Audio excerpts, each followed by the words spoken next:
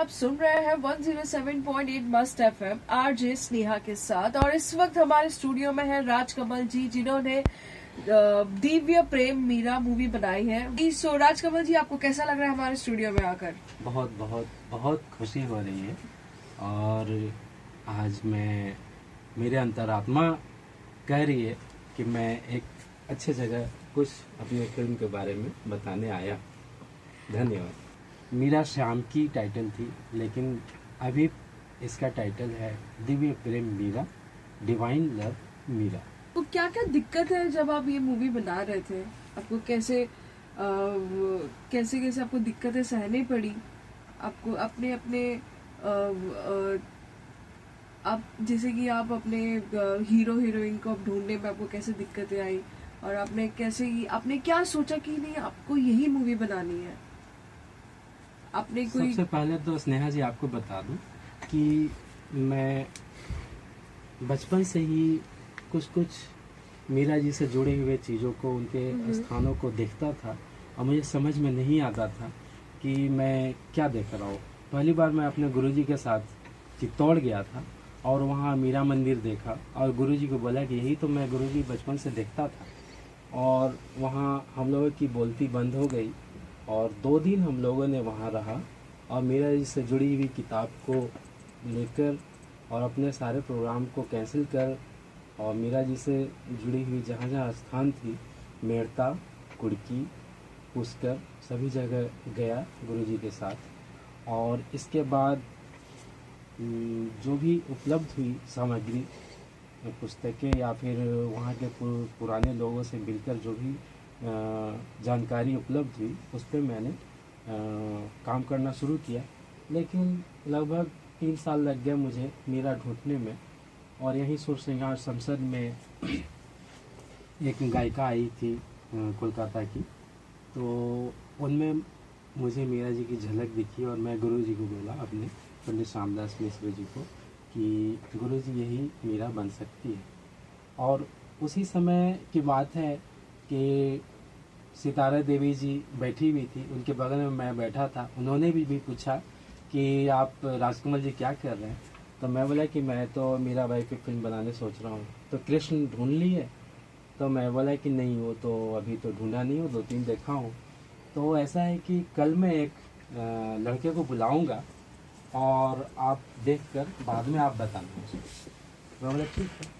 तो दूसरे दिन एक बड़े बड़े घुंघराले बाल की लड़की जैसे दिखने वाली, मैं तो सोचा कि लड़की ही है, तो बगल में बैठी सितारा देवी जी को प्रणाम करके और इसके बाद लगभग 10 मिनट बैठने के बाद वो चली गई।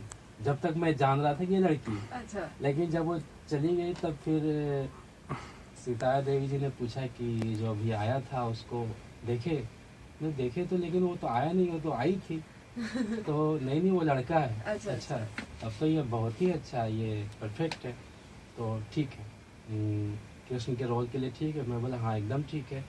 और मई 2009 की बात है ये।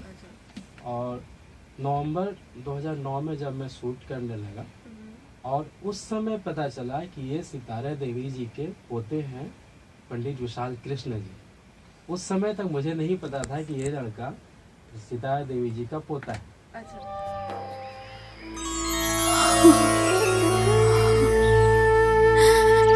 गिरधर, आप तो बस मुझे हमेशा ही अपने शब्दों के जाल में उलझाकर कहीं चले जाते हैं, परंतु ये कैसा हठ है गिरधर, आप मेरे समक्ष आकर मुझसे दूर चले जाते हैं। तो लो, अब मैं तुम्हारे समक्ष हूँ। आप बस यूं ही मेरे समक्ष रहिए। मेरी मीरा, मैं तो तुम्हारे हृदय में ही बसता हूँ। तुम्हारे प्रेम के ही आगे तो मैं हारा हूँ। तुम्हारी प्रेम भक्ति से ही तो विवश होकर मुझे आना पड़ता है। लेकिन चाहती तो डायरेक्ट वो बोल सकती थी कि देखो मेरा एक ऐसा है, पोता है और अच्छा डांस करता है, उसको आप कृष्ण का रोल दो, और मैं मना भी नहीं करता। लेकिन 1% भी उन्होंने ऐसा अपना पावर नहीं लगाया, नहीं दिखाया और मुझे 100% चुनने का एक मौका दिया, जिसमें कि मैं एक रोल को चुन सकूं और हमारे फिल्म में मुख्य भूमिका में कृष्ण के रोल में पंडित विशाल कृष्ण जी ने बहुत अच्छा काम किया है और सभी ने अच्छा काम किया। आपने कई बड़े मैंने ये चीज़ देखा है, हमने सुना है मैंने आपसे कि आपने किसी बड़े सितारे को नहीं लिया एक लीड रोल के लिए, एक लीड हीरोइन के लिए। कई लोग बड़े बड़े सितारों को साइन करते हैं, आपने इस बार ऐसा क्या सोचा कि नहीं मुझे सिर्फ फ्रेशर्स को ही लेना चाहिए, फ्रेशर ही आना चाहिए मेरे मूवी में? सबसे पहली बात तो है कि जो मैं कैरेक्टर को, चरित्र को ढूंढ रहा था तो वो मुझे फिल्म इंडस्ट्री में थे। हाँ। और हेमा जी से भी बात हुई थी और वो भी राजी थी, लेकिन बाद में मैं बहुत हर एक एंगल से डिसाइड किया कि लोग कहेंगे कि अरे देखो ये तो इस सीरियल में काम की है, ये तो उसमें इस फिल्म में काम की, इस फिल्म में काम की है, और तो वही यहाँ इसमें मीरा बनी है, वो इसमें कृष्ण का रोल किया, इसमें ये बना है। लोग ये ना कहे, ये भी एक मुख्य कारण है। और अपने ढंग से सही तरीके से जो मैं चाहता हूँ वो वहाँ पे करवा सकूँ, इसके लिए फ्रेशर ही ज़्यादा प्रेफर मैं करना चाहता हूँ। तो इसलिए मैं जो चाहा वैसा रोल वो लोग से निकलवाया और उन्होंने बहुत अच्छे ढंग से किया, उन लोगों ने निभाया रोल को। अब लोग बोलेंगे कि देखो ये इस फिल्म में मीरा बनी थी। मैंने आपसे जब मैं सुनी हो, आपने बहुत सारे म्यूजिक से यहाँ पे म्यूजिक आपने बनाया, कौन कौन से कलाकार इसमें गाना गा रहे हैं जो हमारे फिल्म इंडस्ट्री से ही है या कोई नए कलाकार है जो हम आपके मूवी में जो गाना गा रहे हैं? इसमें सबसे पहले तो साधना सरगम जी ने गाया और श्रेया घोषाल जी ने गाया, मधुश्री भट्टाचार्य जी ने गाया और मुख्य तौर पे, और मेरे गुरु पंडित श्यामदास मिश्र जी ने गाया। और मेरे गुरु पंडित श्यामदास मिश्र जी पंडित ओमकारनाथ ठाकुर जी के सबसे प्रिय शिष्य थे और उन्हें 5 टाइम प्रेसिडेंट अवार्ड भी मिला हुआ था। तो और कंपोज भी उन्होंने ही किया। और बीच में आपको बताता चलूँ कि सबसे पहला सॉन्ग साधना जी का रिकॉर्ड हुआ स्टूडियो क्लासिक में, और उन्होंने कहा कि शाम 4 बजे का टाइम दिया, लेकिन बोली कि आज राजकमल जी छोड़ दीजिए, मैं बहुत थक गई हूँ। तो मैं बोला कि दीदी यही आवाज़, मुझे थका हुआ आवाज़ चाहिए, क्योंकि गाने के बोल थे हेरी मैं तो प्रेम दीवानी, मेरो दर्द न जाने खोए। तो थकी हुई मीरा जंगल में पहाड़ पे जा रही है, तो कोई ताज़ा आवाज़, ताजगी भरा आवाज़ नहीं चाहिए। तो बोली ठीक है, गाई। और बीच में 1-2 जगह आवाज़ उनकी टूटी, तो बोली उन्होंने कि मैं फिर से गा देती हूँ। मैं बोला कि नहीं दीदी, यही टूटा हुआ वॉइस चाहिए था। और ये हमारे फिल्म का, हमारे सिनेमा का सबसे अहम गाना है, हेरी मैं तो प्रेम दीवानी। जो हरि की गति जो हरि जाने, जो हरि की गति जो हरि जाने, कीजिन जो हर होय। हेरी मैं तो प्रेम दीवानी, दर्द न जाने कोय।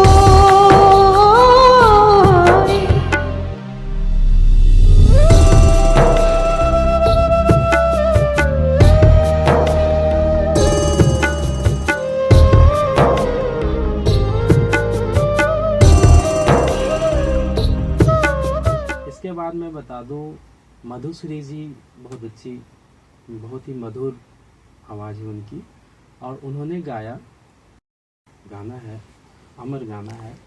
और उन्होंने गाया किन संग खेलू होली, पिया तज गए हैं अकेली। और उसमें वो पैसा भी नहीं ले रही थी।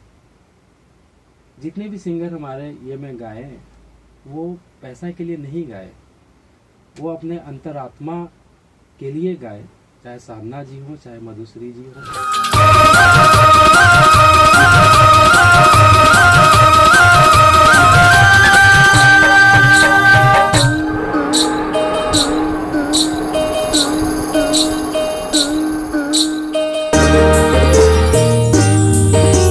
श्याम बिना जियोड़ो मुरझाए जैसे जल बिन बेली।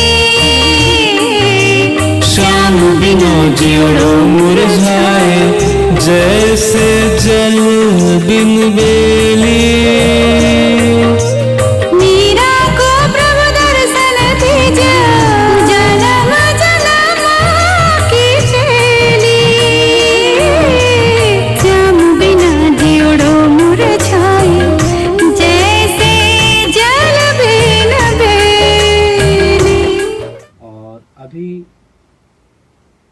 बैकग्राउंड म्यूजिक में मैं म्यूजिक के जगह पे मीरा जी का ही पद को गवाया हूँ। मैसेज देना चाहेंगे, क्या संदेश देना चाहेंगे हमारे लिसनर्स को कि नहीं हमें ऐसा चलना चाहिए? या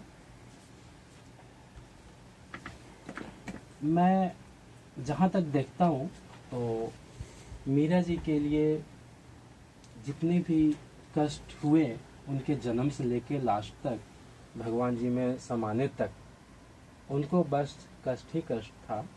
और बस उनको थोड़ी सी खुशी मिली वृंदावन में, जहाँ उन्होंने बनाया अली मन लागे वृंदावन नीको। तो मैं यह दिखाना चाहता हूँ कि मीरा जी क्या क्या महसूस करती थी भगवान श्री कृष्ण जी को लेकर। और लेकिन उन्होंने सती प्रथा को विरोध किया, बलि प्रथा को विरोध किया, और छुआछूत, ऊंच नीच, छोटी जाति ऊंची जाति का भेदभाव का उन्होंने पूर्णतः विरोध किया। और महिला सशक्तिकरण, नारी शिक्षा पे बहुत अत्यधिक बल दिया। मीरा जी के जब छोटी थी तो उनके दादा राव दूधा जी ने मेहता में मीरा जी के लिए 18 गुरु का ये किए थे। 18 गुरु अलग अलग विषय के आते थे मीरा जी को पढ़ाने के लिए। तो इसमें नारी सशक्तिकरण और महिला पे जो भी अत्याचार होते हैं उसका डटकर मुकाबला करना है, हार नहीं मानना है, अपने आप को झुका नहीं देना है, ये सब इस फिल्म में आपको दिखेगा। क्या बात है।